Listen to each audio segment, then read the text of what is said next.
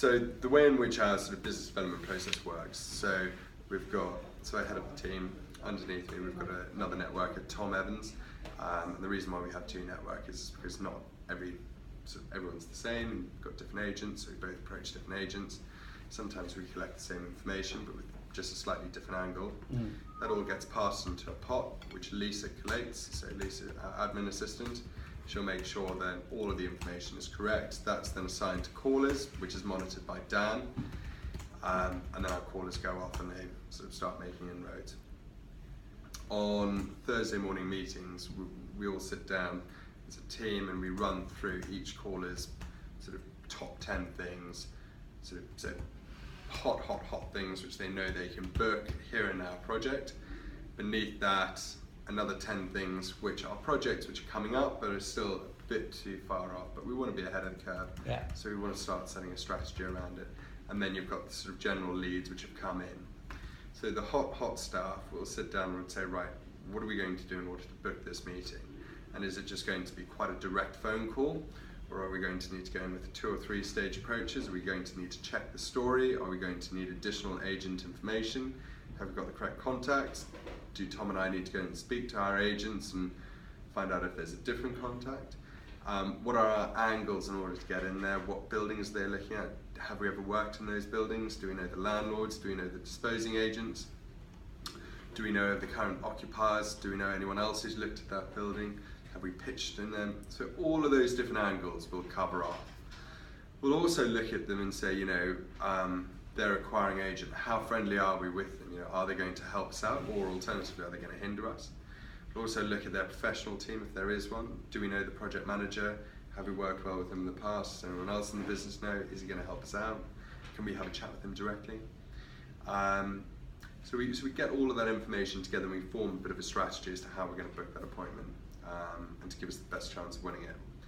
So that's the sort of top 10 stuff. Beneath that we've got the stuff which is a bit lukewarm, which is slightly further away. And that's really a case of how are we going to keep these guys warm until such time as that project comes along. Can we get workplace analysis in there? Can we introduce leasing? Can we get an agent involved to sort of show them some properties? Can we get a project manager in there to help them through the process? Would they like to come and listen to some of our seminars? So there are all of these little hooks that we can start getting ourselves into, and almost the idea being, for me, as from a business development perspective, I know I've won if I can pass a project to Calvin's team knowing that we've got at least 4 or 5 different angles covered off. Yeah. It just increases the chance of us winning it. Brilliant. Do you have contact with agents yourself? Yeah, very much so. You've got your own relationships? Yeah, exactly. So I joined the company about 3 years ago Yeah. as a junior networker. So I met a group of new agents and I've worked with them for the last sort of 3 years. Obviously, as they've grown in their career, I've obviously grown in my career. And that's exactly what Tom's got as well. So whereby I probably deal with about sort of 30 key relationships, Tom will probably deal with about 60, because obviously in the background I'm doing the strategic side and the networking side. Right. And that's a combination of agents, architects and PMs. Great, cool. Just quickly tell me the Beckton story. So the Becton Dickinson story, we found out that they were looking in the marketplace through one of our close agents. Yeah. He was actually disposing of a building, and whilst Becton Dickinson decided that his building wasn't quite right, what he had given us was the name of the company, the size that they were looking at, and their sort of brief timings around it. Yeah. From that, we could start putting together. The real estate agent of the old building? Exactly, the disposing agent of one of their buildings which they were looking at.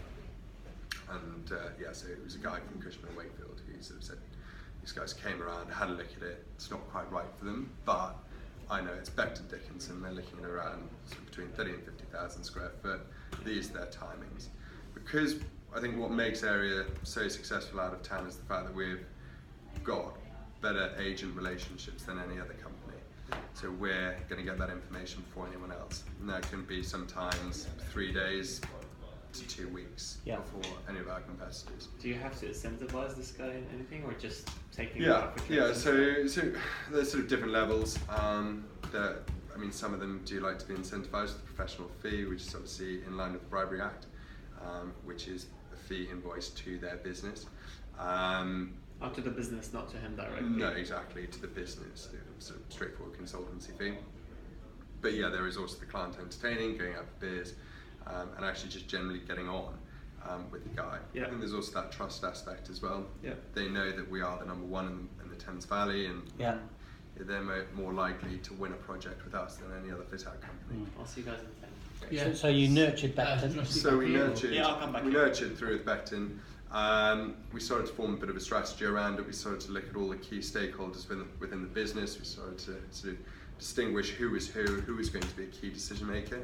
We looked at their external influences. We looked at their agency team, which was obviously JLL, who we knew from there whether they were going to help us or hinder us. We looked at their sort of professional teams. So we looked at their architects. We looked at their project managers. And we also looked at the buildings which they were considering. We collated all that information, and we decided probably the best way to approach it is one of our callers having direct contact with the main contact and supplying him with information, and then we'd have another one of our callers in the background checking the story, and we were checking that as Forefront Group. And whilst Phil didn't initially make the connection between the two companies, it was quite useful just to make sure that we were getting all the correct information. We could also ask questions which we should have asked when Vicky was making phone calls. And you had a digital marketing strategy around that as well. In addition to that, we were making sure that they were getting all the sort of correct LinkedIn stuff, that they were getting all of our correct white papers. We were inviting them to seminars as well, and we were sort of talking to them about our other clients' experiences. A big thing which we sort of tend to get involved with is site visits as well. So we try and get clients out to meet some of our other clients and show them different sites. Great. And at what stage did you get Simon involved? Simon's a project director. Yeah, so Simon got involved. Simon was aware that the project was coming through, so what happens after a Thursday morning meeting, which I was alluding to earlier, we'll take the best stuff that we know is going to land within the next sort of week or so, and we present it to the sales team on a Monday morning, and we say, right, these are the top 10 things that we're working on as a team, this is what we think is going to come through. So Simon was aware. At that stage, Calvin picked a PD who's best suited to that project through size, experience. Simon was fully aware that it was coming through, but it was once Vicky had booked the meeting for Simon to go in, that's when Simon really, his influence started to become greater and greater. Right. But in the same way, the BD team was still involved in the background. Obviously, we were still bringing in agency information about their preferred building, and obviously Simon could then tailor his pitch to that, and we could also tailor our calls to that. So Very good. yeah, that's how it worked. Thanks, mate. Very No good. worries. You are? You're Mark Mark, Bradburn, and your role is? Head of Business Development. Superstar. Thank you very much.